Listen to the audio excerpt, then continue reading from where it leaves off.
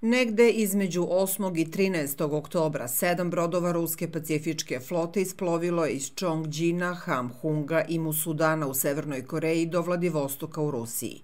Na brodu je bilo 1.500 vojnika severnokorejskih specijalnih snaga. Oni su prethodnica 11.000 severnokorejskih vojnika koji bi trebalo da budu pojačanje u ratu Rusije protiv Ukrajine. Pored toga, dolazak trupa iz Severne Koreje jasan je pokazatelj da to nije samo rat između Rusije i Ukrajine. Britanski Telegraf piše da bi dolaskom treće strane rat mogao da eskalira u sukob svetskih razmera, navodeći da su Moskva i njeni saveznici dobro razumeli šta je ulog dok na zapadu to ne shvataju. Međutim, iako niko nije zvanično potvrdio, nije teško zaključiti da su pored plaćenika i oficiri vojski zemalja NATO-a odavno u Ukrajini, imajući u vidu naoružanje koje je poslato u ovu zemlju i čijoj je upotrebi neophodna prethodna obuka. Severna Koreja sada šalje 1.500 specijalaca u rat protiv Ukrajine, a to nije prvi doprinos Pjongjanga ruskim ratnim naporima. Severna Koreja je također prodala Rusiji artiljerijsku municiju, balističke rakete KH-23 i protivtenkovska raketna vozila. Pored Irana, Severna Koreja je ruska industrijska podrška i glavni razlog zašto ruske oružane snage nisu već ostale bez kritične opreme dok se približava treća godina od početka rata, piše Britanski Telegraf. Slanjem ljudi pored oružja, Pjongjang je otkrio ono što je do sada bilo uglavnom tajno, bilo da se radi o pomoći koju Rusija dobije od svojih saveznika ili Ukrajina od zemalja NATO-a. Sve veća uloga Severne Koreje u ratu Rusije i Ukrajine preti da uvuče i Južnu Koreju u sukob.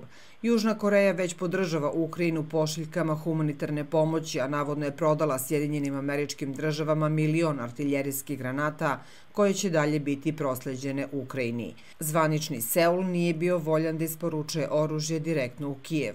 Ulaskom Severne Koreje u rat to bi moglo da se promeni. Na hitnom sastanku Saveta za nacionalnu bezbednost ove nedelje, najviši južnokorejski zvaničnici opisali su podršku Severne Koreje ruskim ratnim naporima kao ozbiljnu bezbednosnu pretnju i obećali da će kao odgovor pojačati sopstveno učešće u Ukrajini. Južna Koreja pravi neka od najboljih oružja na svetu, posebno tenkove i artiljeriju. Možda neće proći mnogo vremena pre nego što vidimo to oružje na liniji fronta u Ukrajini, ukoliko to naravno dozvole saveznici iz NATO-a. U ovim trenucima sve se više može čuti o kolebanjima na zapadu kada je reč o podršci Ukrajini. Ukrajinska vojska je nedavno zajedno formirala 14 novih brigada, što predstavlja povećanje strukture njenih kopnenih borbenih snaga za 10%, ali usporavanje strane pomoći znači da 10 brigada nema tešku opremu, tvrdi ukrajinski predsjednik Vladimir Zelenski. Možda će eventualna pomoć Južne Koreje biti dovoljna da se ovo oklevanje Zapada premosti, ali to sa sobom nosi nove opasnosti. Dve Koreje mogle bi da odmere snage posredno na poljima daleke im Ukrajine i učine taj sukob globalnim, ukoliko on to već odavno nije postao.